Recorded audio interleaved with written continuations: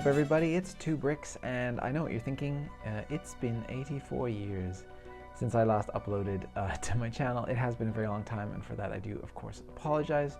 You guys know I like to try to bring a regular stream of content to the channel, but life stuff has just simply got in the way too much of late, and guilty as charged, I have not been uploading. But I have been working on a very cool new project for you guys, and that is my official 2Bricks ultimate playset scale take on the LAAT gunship, or just simply the Republic gunship from the Clone Wars, from the prequels, and of course, you know, hardcore Star Wars fans need no introduction to this ship.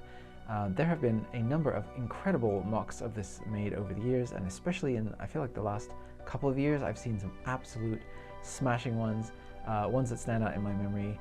Rich Boy J did an incredible rendition, and Thomas Jenkins Bricks just recently put out instructions for his.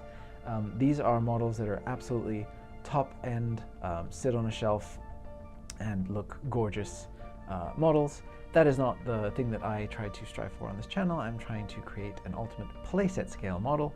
So my goal is to keep as much of that, the good aesthetics as possible, but mixing in there, you know, really sturdy play features and the ability to really pick up and move the thing around and use it as a toy. Because you know, I believe in trying to get the best of both worlds. So while I have definitely been inspired by other people's what they've been able to achieve, I'm definitely not trying to copy anything. I haven't looked at anybody else's instructions or anything like that. All the techniques that I'm striving for are things I've come up with on my own. So yeah, just want to get that out of the way, because sometimes, especially for people who are new to the channel, the first thing people say is, you copied so-and-so's whatever. So today I'll be going through the progress I've made so far. Obviously, we're looking at an incomplete gunship here, and I'll be showing you guys kind of some of the techniques, some of the things that I've developed that are new to the LAAT gunship space, things that I'm very, very proud of so far, that are working out very well. And yeah, we'll just kind of talk about what's next, what are the challenges remaining, because this is a very challenging design. There are so many subtle angles and difficult things. Even the LEGO's own UCS gunship recently had a lot of different compromises in terms of the proportions and some of the subtle angles that were abandoned in favor of sturdier construction, which I totally understand because, like I said, this thing is absolutely crammed full of really awkward and difficult construction. So yeah, without further ado, let's kind of dive in and see all of the progress that I've made. I'm going to take you through each piece that you see here one at a time, dissect some things, and show you what I've been doing here. So yeah, let's get into it. So the first thing I wanted to discuss is scale. So I'm attempting to make this what I would consider to be minifigure scale. It's actually very, very similar to the most recent gunship that LEGO did, which kind of surprised me because this one felt so small when putting it together, but seeing how close it actually is to minifigure scale is pretty cool. It actually just kind of vindicates LEGO a little bit in my eyes. And I actually think this is a really well put together set. I really like the handle. I'm actually going to be attempting a similar thing on my model. I want to have the handle sit a little bit further back though, so that when you pick it up, the weight doesn't tilt back like this, but the weight instead wants to tilt forward. So it's sort of that nice gunship flight angle that you kind of, the takeoff angle that is very pleasing to see. So that's my thought process for that anyway. And just a quick note on the ship, the official LEGO one. This was good. This is a well-designed ship. It's very sturdy. It looks good. And I think that the criticisms that LEGO fans have been leveling at that set, while being understandable in terms of like the color scheme and stuff, I do think that we should be careful a little bit, because if the message that we're communicating to LEGO is just make the same thing over and over again, then they'll be happy to do that, and we'll only ever get the same thing over and over again. And there was a period for a lot of years where we were just getting very, very minor tweaks on an X-Wing, a TIE Fighter, a Millennium Falcon, and that was just the release pattern for you know, quite some years. So I do want to caution people to make sure that they clearly communicate what their issues are with the set, and you know, don't let the message be, we don't want things that are new, because new things, in my opinion, are always good and should be commended. So, but yeah, that's enough kind of soapboxing about the official set. I have my handy dandy blueprints here. This one, some of the proportions and things don't really lend themselves to Lego, like so the bolt turrets fit very, very well. The this section right here, I've scaled pretty much perfectly to what you see here, with maybe a little bit extra thickness on this red frame. But yeah, a lot of the stuff like the bolt turrets and some of the angles just have to kind of be interpreted because they just don't fit with what we see on the real thing. So this is the full kind of progress I've made so far, at least in terms of the one completed section. I have some other bits off to the side, as you saw earlier on. But we have a good chunk of the front fuselage, some off colors and things. So for example, this piece right here should be in the dark blue or light bluish gray color, so that this is just a solid gray stripe here, which I unfortunately don't have on hand. I know I have at least 14 of them somewhere in my collection. I just cannot for the life of me figure out where I put them all. But yeah, so I think that technique to capture that little triangular detail just in there with the yellow, covering it up with the fairly new grayish, for the fairly new inverted arch piece there, it does a really good job of conveying that specific detail. I'm really, really happy with the bubble turret. I'm going to take that off later and show you guys just that on its own. And yeah, a couple of the kind of novel things that I've introduced start with the whole way that the technique I'm using here for the floor angle. So the entire gunship, oopsie daisy, the entire gunship is tapered from the front to back, so it's wider at the back than at the front, and it has a single angle that runs down from the front to back. And this piece right here forms the basis of that angle, so I'm using what you see here. So we're placing these pieces along the middle, and then I'm running a secondary piece down the side here, and I'm using hinge plates to attach that. So I basically have this 2x section that runs right down the side of that, and then I'm just using hinge plates to hold it in place, and it is very sturdy. You can pick it up from the back and there's absolutely no issues with it.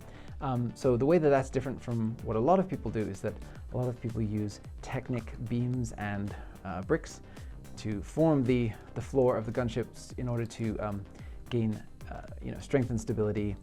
And I've seen that a lot of folks have created a kind of a stressful situation on the bricks, where because the angle is so subtle, there's techniques involved that really have to like pinch things a lot or create a lot of tension. And so my solution to avoid that was just by using these, not super often used double wedge plates here, which I think works out really, really well. It gets the angle pretty much perfect. And then everything just lines up if you are very careful about where you place your hinges and things. Everything lines up just perfectly, so really, really happy with that. And then by having the secondary piece here be aligned along the edge, I can actually line troops up all the way down because I have a line of studs, right, which goes right the way down the edge here, so people can stand right up against where the doors are going to be, and then you can place your figures as if they're ready to jump into battle right off of the edge there, which I think is really, really cool. Something that I'm very proud of in this gunship is the angling that I'm getting at the front here, the way that this comes to a very, very satisfying round point. Oh, and just, I'm sorry, one final thing on using the design that I'm using for the floor. I'm able to get a white underside and then gray on the top, which is really nice. And it actually allows me as well to get in some of this nice red detailing that we see here underneath the actual gunship. So yeah, that just works out really great. But yeah, so back to the front angles here. I think this relatively new compounded curve wedge plate or wedge brick has been so handy. I used it in my Stinger Mantis to transition between two areas where the angle has to change very seamlessly, and it really came in clutch there, and I'm using them once again here to convey this front part of the gunship in a very, very smooth, sleek way, which I haven't seen a lot of people do yet.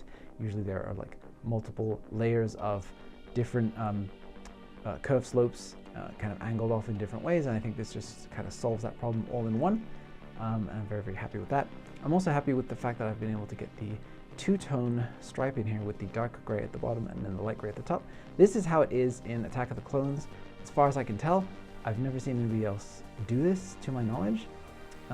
But if you look at the photos or screen captures from the actual movie, you can very clearly see down here is a darker stripe, and up here is a lighter one, and then we have these little triangular details in here, which I'm just capturing using one of these relatively new, just pull off this whole section here.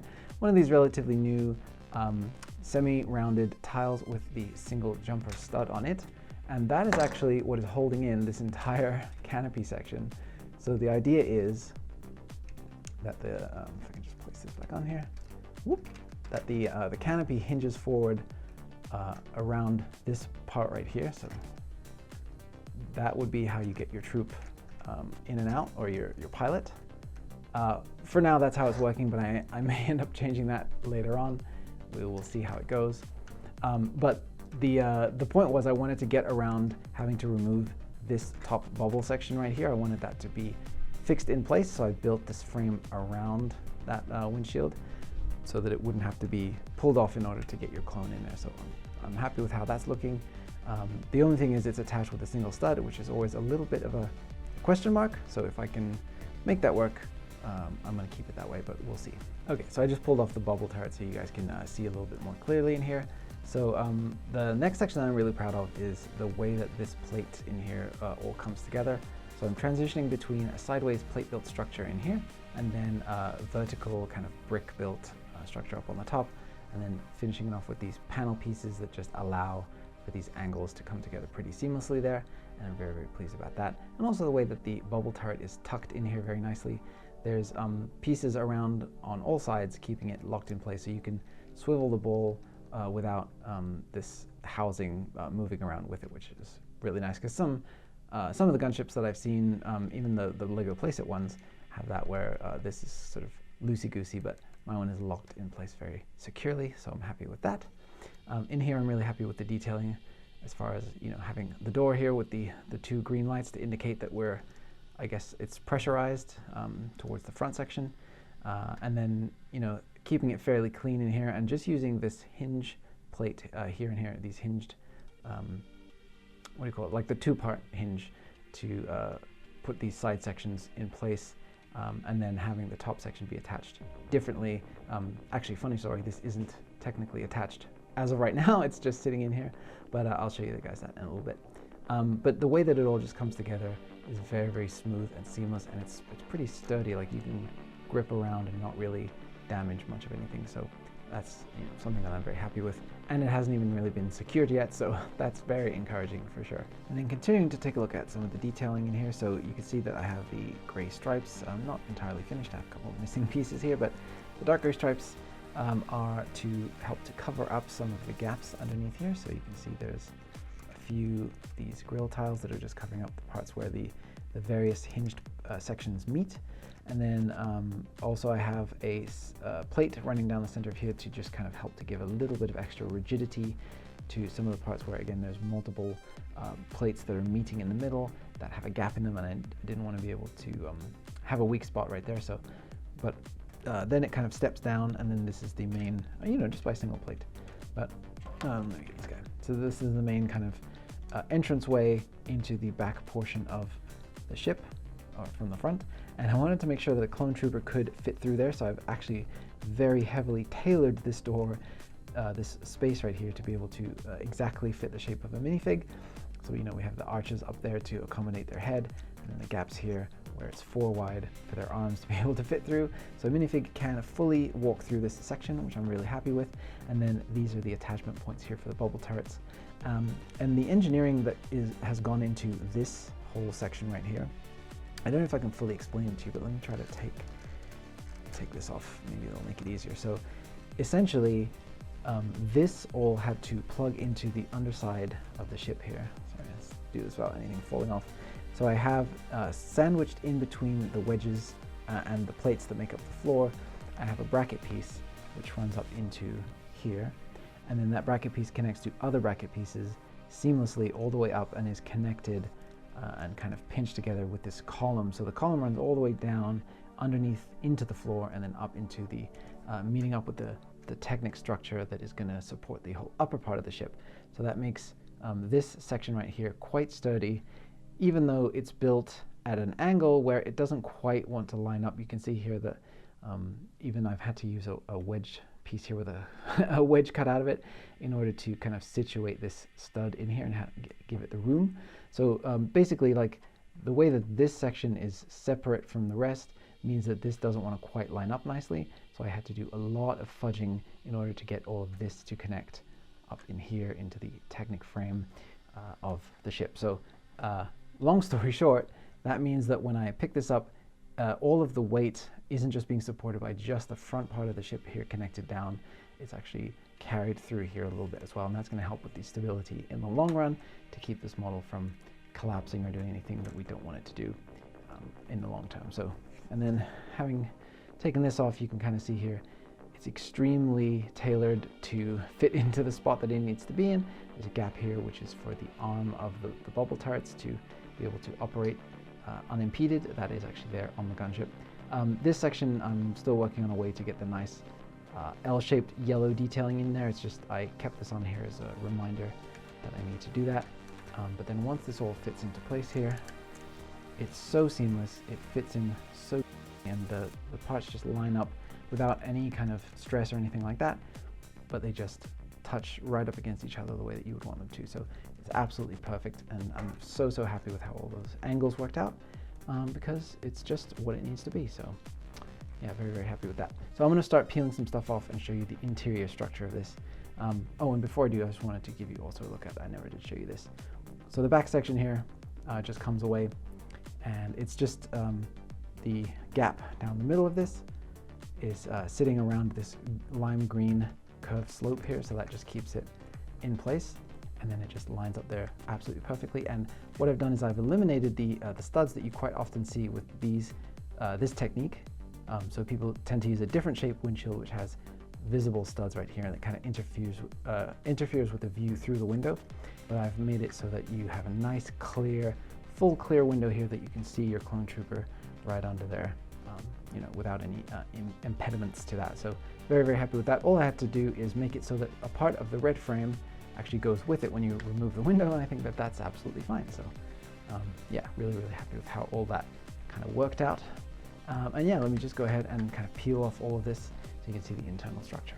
So I've removed this large section of the upper section of the body here, and you can see some of the cool techniques that I've employed here. So like I said, this piece will be replaced with the light bluish gray one so that it completes this beautiful gray stripe. And by deciding to go with the sideways plate built structure for this, as opposed to the beautiful but much trickier to achieve studless version where you're building with bricks and you're using brackets and these cheese grater pieces going all the way up the side to simulate this angle. The reason why I opted to not go with that is because A, this is a lot less parts dense. Like this entire wall that I have so far is probably the same amount of pieces as when I tried to do just this section of it using that technique, because I wanted to see if I could make it work. And I just think that the benefits that you get from doing it this way, it's lighter, it has a lot more rigidity to it, I think, because you're running plates all the way down through and, you know, overlapping them in multiple parts. Whereas with the brick built structure, it's extremely fragile and it requires a lot of patience to line everything up and get all the brackets and the little 1x1 tiles and plates and everything to be just exactly in the right spots for it to work. So I definitely think this is the right decision for an ultimate playset scale model. And so that's what I've gone with. Plus the added benefit here is that I'm using these upside down arch pieces. So, you know, these are typically just your regular inverted quarter arch pieces, and they come in, you know, white and gray, so that enables me to have this awesome gray stripe that runs down and kind of breaks right in the middle there. Technically, the gray stripe should probably be one stud less on this side and one stud more on that side, but I'm not going to complain. I think it looks absolutely great. So, so that's that, and I'm very happy with that. And currently, it's just attached at this one point here, connected across the middle with a ball joint piece, and then it's sat into place on the model because it has a very tight area that has been carved out for it to sit in, with the use of these side pieces here, just keeping it all wedged in place. But yeah, I'm going to be attaching that at much more multiple points going back, and then the whole structure is going to kind of square off back here where the walls no longer need to taper. So that's all going to be interesting, and we'll see how that all works. But yeah, this is very sturdy. As you can see, you can pick it up from the frame. All of this is completely solid rigid Technic frame that runs down through this whole section here. Obviously multicolored because it doesn't need to be pretty because it's not going to be seen. And you know, figuring out how to run Technic beams up through this very complicated shape while still having areas for the two clones to sit. So your pilot sits here and your gunner sits there, or maybe gunner is at the front, pilot's at the back. I'm not really sure. But yeah, having to work around all of that and, you know, figure out where to put all of the different structural elements to make up the side plating has been an absolute nightmare of a challenge. But I'm just so thrilled with how it's going so far, and you know, it's all working out. It's all really staying really sturdy, and it's just kind of doing what it needs to do. So really happy with that.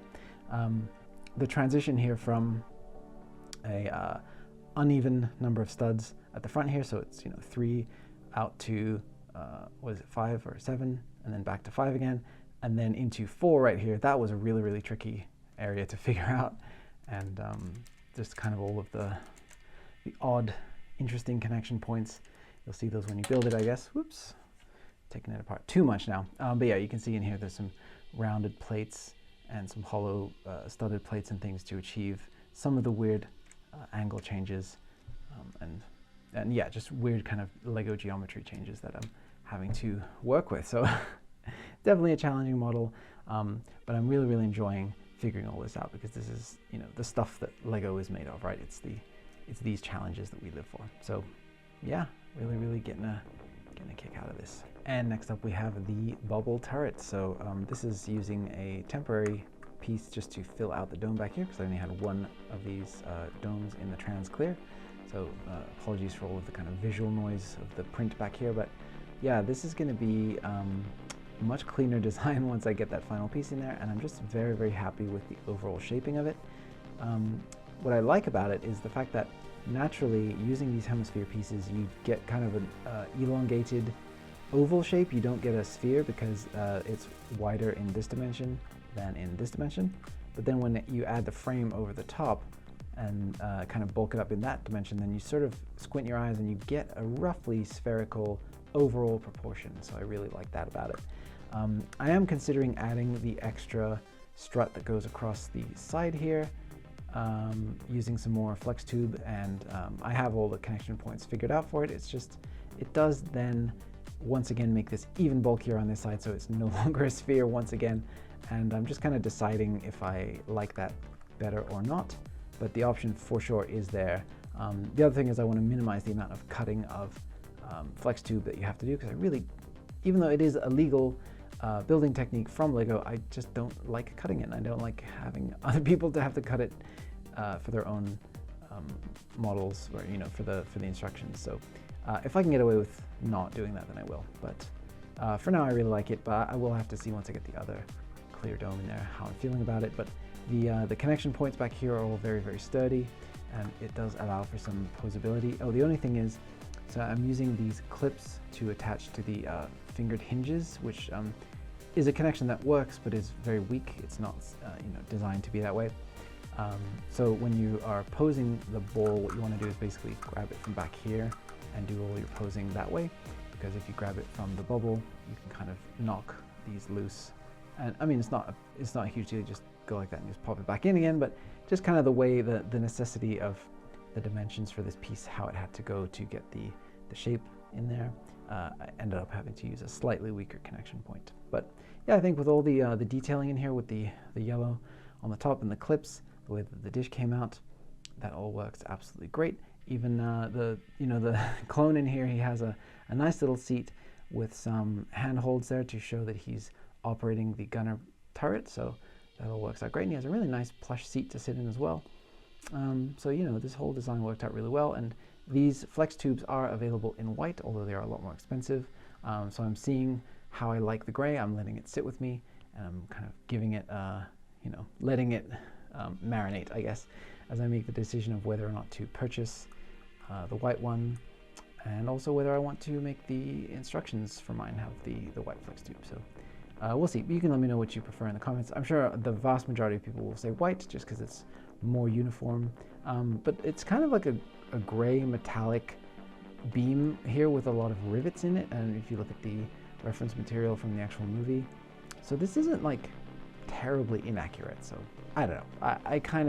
I go back and forth. But I also made it so that you can attach the nice little mini Death Star laser there. What's really cool is in the movie those are literally tiny little Death Star lasers, so they have the multiple points and they come together and form a single beam. So I'm using the cone here to replicate that, and it works out absolutely great. So you can just laser everything in sight with these. These are absolute death turrets, so super cool. And then yeah, just the structure here for the arm, I tried to keep it as simple as possible, but only using the sturdiest of connection points because this thing has to hold itself, and you can see it is doing so in a lot of stressful situations where it's just hanging out of the side of the ship and not getting a lot of support. So let me just go ahead and plug that in for you there so you can see what it looks like. So once that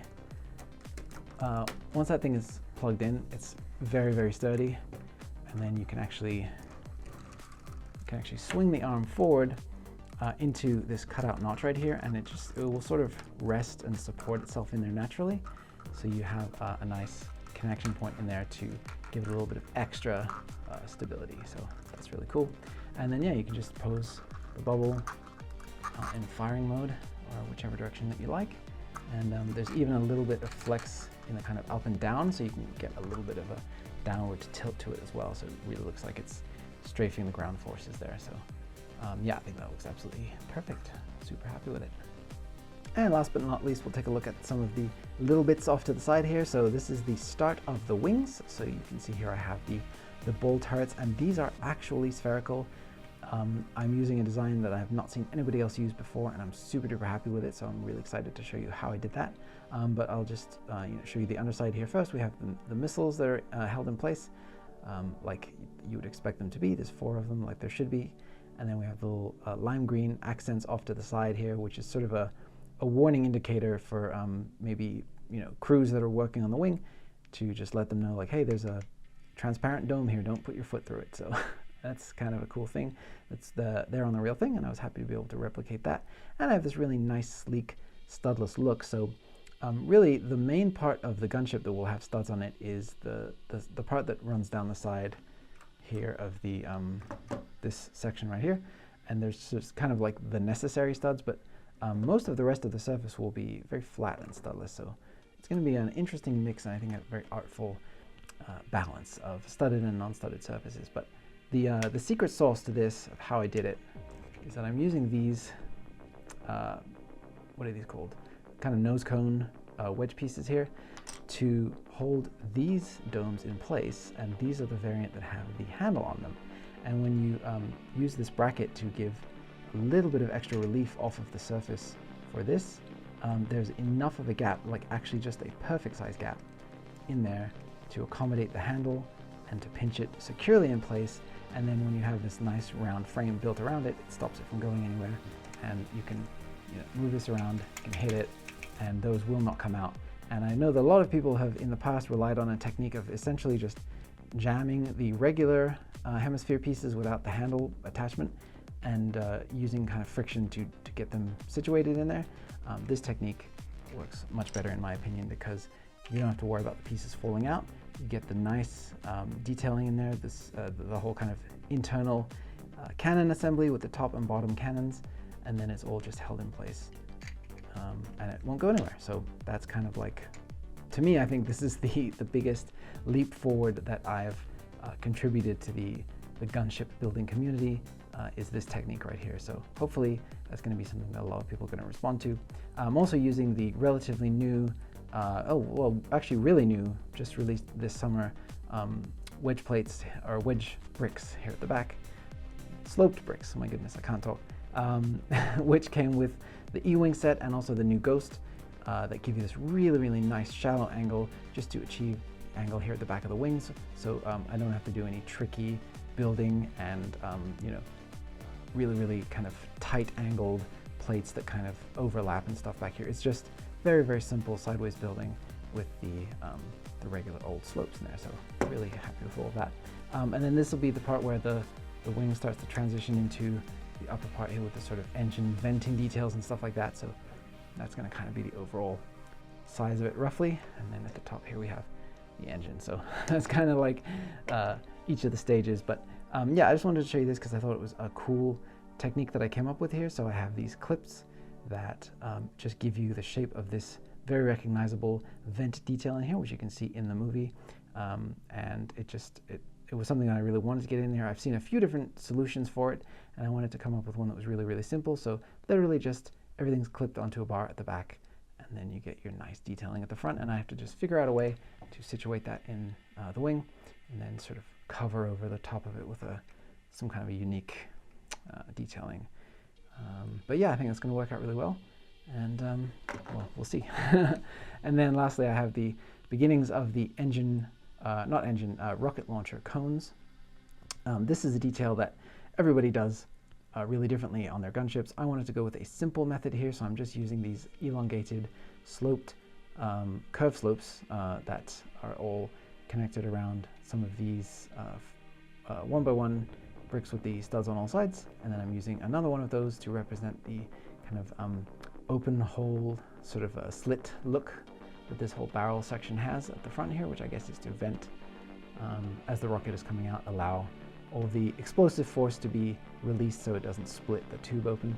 But yeah, so I just wanted to kind of have something that visually tapers off from the front shape to the back, and then also kind of replicates that design. So really happy with that. And then this whole ring here will be dark red. I just didn't have all the pieces that I needed. And obviously this this piece in here will be dark red as well. This will be white, and then they'll be situated like that, and you'll have that really nice color coding there with the dark red and then the white. So yeah, really happy with that so far. And one thing that I'm really happy with so far is the strength that I'm getting on this. Like, I can pick this up and move it around. You know, even though all of this is just sort of held in temporarily right now, it still isn't going anywhere, and it's still very, very sturdy.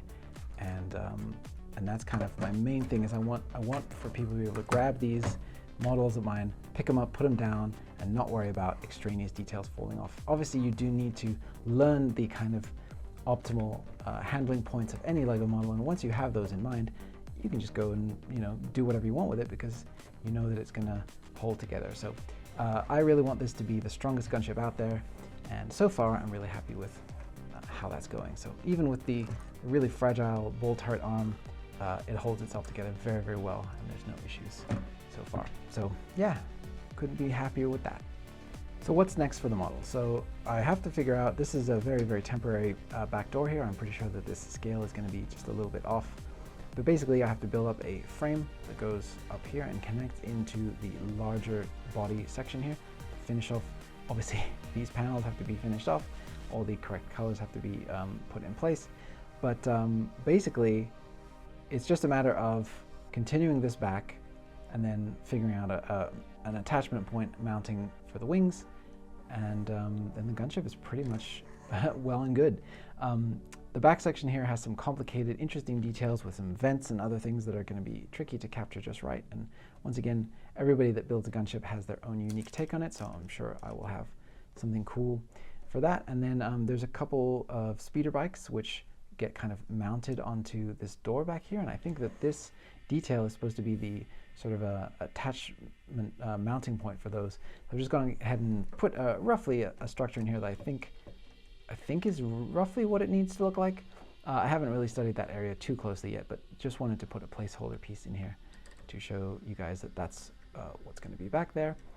And then yeah, so the original designer of the gunship, there's actually a featurette about it on YouTube that you can look up from the behind the scenes of Attack of the Clones, where the designer of the gunship itself said that he put a couple of speeder bikes back there because he thought it was a cool detail, and George Lucas never even noticed. So they just ended up in there, and now that's canon for all of us to worry about. So there you go. And then yeah, just again continuing the Technic frame all the way back here, making sure that this is all extremely robust and strong and all connects into the forward part of the ship so that you don't have a weak point here, because this whole open space in here is very, very daunting when you look at it, because, you know, the idea of there being just so much unsupported stuff up here, especially with all the wings as well on top of it, is a little bit of a scary thing. But yeah, we'll see what happens when I get there. We'll see if it wants to stay together or fall apart. Hopefully you know, it works out all right. So yeah, that's pretty much it for this update. Very, very happy with the start I've made on this. I think this is definitely going to be worthy of the name Ultimate Playset Scale. And you know, hopefully you guys are going to get a kick out of building it once you get your hands on it. So with the rate that I'm going now, hopefully it won't be too long before I'm finished. I'm thinking this is probably going to be maybe a 3-video series, so this will be part 1 of 3. You know, part 2 will just be kind of addressing anything that I've changed, and then probably the main part of the back here will be roughly in place, and then part 3 will just be finishing it up. So not a super long series, but this isn't a super huge ship, so it's just a very, very tricky one to get just right. So wish me luck. This is definitely one of the kind of Star Wars holy grails that I'm tackling right now as far as fans are concerned, and hopefully you guys are liking it. So thanks for watching. I'll see you on the next one. Don't forget to leave me your thoughts in the comments below. Tell me if I'm doing a good job or if I'm going far off base. I'd love to hear you guys' thoughts, and I'll see you on the next one. So bye for now.